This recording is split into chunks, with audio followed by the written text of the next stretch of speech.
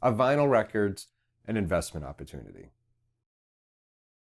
Now, I was following a thread in a forum recently, and it had nothing to do with investing in vinyl records. I think I was researching load balance and resonance for moving coil cartridges, which I'm still looking for recommendations, by the way, for my next cartridge. I'm looking to dive into the world of moving coil cartridges.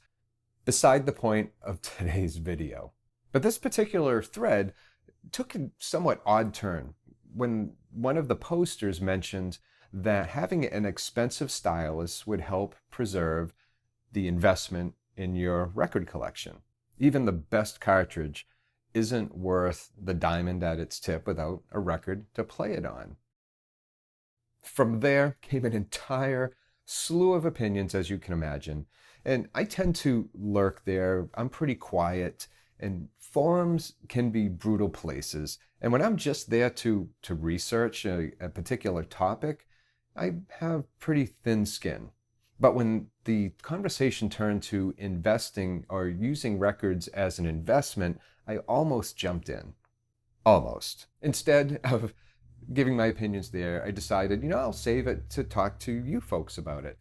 I always appreciate all the comments that I get on this channel, and I learn a lot from you, and your opinion matters to me. So let's talk about this investing in vinyl records or using vinyl records as an investment. And here's my take on it. I track my collection in Discogs. I actually need to do a little bit better with how I track my collection in Discogs. They have this cool feature which will estimate what your collection is worth. But you have to be really thorough in how you enter the data for a particular release. You have to consider, things like the cover. You have to consider the media itself, what condition that's in. All of this is considered when you enter the data in Discogs in order for it to come up with an estimate. And you also need to identify the correct pressing when it was released. And that's not my favorite part of tracking my collection. You have to have a lot of patience for it. And I did an entire video of it. I think you can click on it up here somewhere. But the point is, you have to be able to enter all that, and you need patience. And I'm not the most patient person. If I have a free hour, I'd rather be doing a lot of other things like writing or creating content or filming videos, those type of things. If it's a popular record that was released, say reissued over and over throughout the years, it's a time-consuming process. But back to my point, I need to get better because the estimated value that my collection has in Discogs is, I would suspect it's pretty far off because I haven't put the time into doing it accurately. In some cases, especially early on when I first started doing this in Discogs, I guessed at the pressing. Bad habit. Now I have to go back and correct all that if I want an actual value or an estimated value. My goal at the time was really simply to catalog my collection, because prior to that, I was doing it all in Excel, which is fine, but that's also time consuming. And I also did not have Discogs, all the information behind Discogs to better identify the pressing that I was looking at and looking at cataloging. Discogs takes all of that data and provides a sales history as far as Discogs is concerned. Now let's say I did all the things right.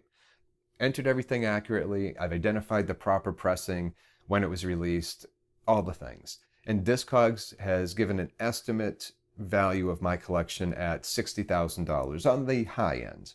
There are 3 collection values displayed. There's low, medium, and high. All of those are estimates. Now, even if my collection on the low end or the low estimate is at $25K, if I had a bout of insanity and decided to sell my collection, could I expect to get $25,000? No, first, I'll never have that kind of bout of insanity because I'm taking all of these records to my grave. Just don't tell my wife that. But if I were to box my entire collection up and take it around to every single record store, used record store in New England, I bet I wouldn't even get a quarter of that low estimate cost for that collection. And that's also assuming that the record store has the funds on hand to purchase it from me.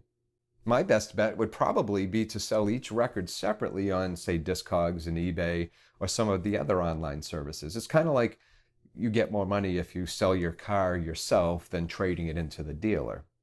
I just don't have the time for that. Nor do I have the time to list and sell each of those records individually and create those listings.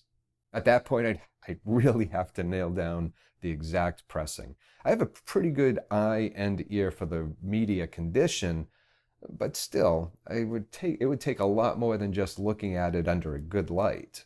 I would never say a record is VG plus when it sounds VG to me. And you can't tell just by looking at it. You can have a very full, glossy surface on a record and still have underlying issues. So even if I did all of that and sold each record separately, I still would not get that estimated value for it. And some records will never sell, like this one. Now, I love Dean Martin, but I'm probably the only person who was looking for this, and I really wanted to get it, but it's not in high demand, and I think I get this for the cost of a Happy Meal. If I were to sell this now, $1? I view the estimated value more as bragging rights, really. Record prices go up and down depending on recent sales and also demand. It's not unlike the stock market. The collection may gradually increase over time, but unlike stocks, you can't just sell it at the drop of a hat. Quite the opposite, in fact. The moment you buy a new record and break that seal, 99% of the time it's dropped in value. And as soon as you drop a stylus on it, it goes from mint to near mint immediately. At least as far as I'm concerned, if I was grading records to sell. It's a very rare case that a record commands huge prices just because it's old. It has to be rare, it has to have high demand, like say a first pressing of the Beatles' White Album. The value of a vinyl record can be affected by all kinds of factors. It'll fluctuate up and down depending on the artist's popularity at any given point in time, recent sales, the public's opinion of the band or artist, and really overall market trends. So going back to the question I asked at the very beginning, are vinyl records an investment opportunity? Well, they are not. But let me clarify that. Aside from everything I just said, the vinyl record industry is in a really good place right now. It needs more pressing plants, but I'm sure that's going to get there, especially considering the fact that sales are going up. So all artists are not only selling digitally now, they are increasingly releasing vinyl versions of their music now. Back in the 90s and the early 2000s, that was definitely not the case. And I'm still waiting for Blondie to release a vinyl version of 1999's No Exit album. So if you're listening, Debbie, Chris, please release that. As more records are released, there will be special editions, there will be certain records that will increase in value quickly, but you never can really tell. It's a highly volatile environment, especially as far as the prices are concerned. I see my collection not as an investment to make money, it's more of a personal investment. Regardless of the estimated value that Discogs tells me my collection is worth, when I look at it, I don't see a monetary investment there at all.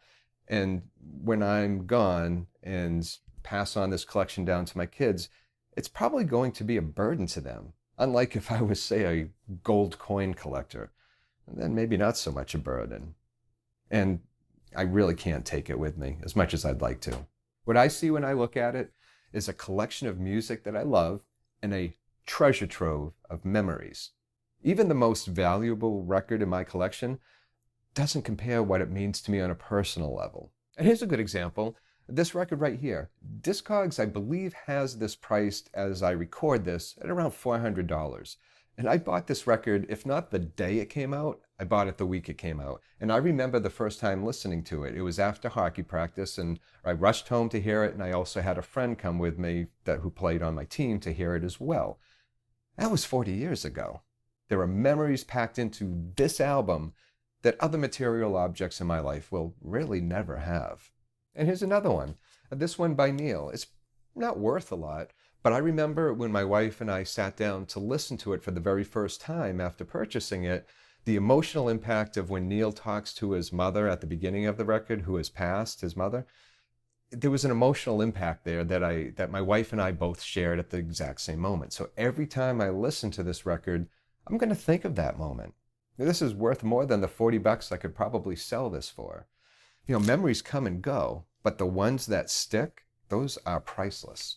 So I would not look at a record collection as an investment, but it is a collection of memories, and no amount of money can replace that. I'd love to hear what you have to think about all of this that I just said. What are your thoughts on records as an investment? Do you see it as an investment? And if you do, I'd love to hear about that too. Now, as always, thank you so much for watching. I really appreciate that you took some time out of your day to do so. And until next time, take care of yourself and enjoy your records.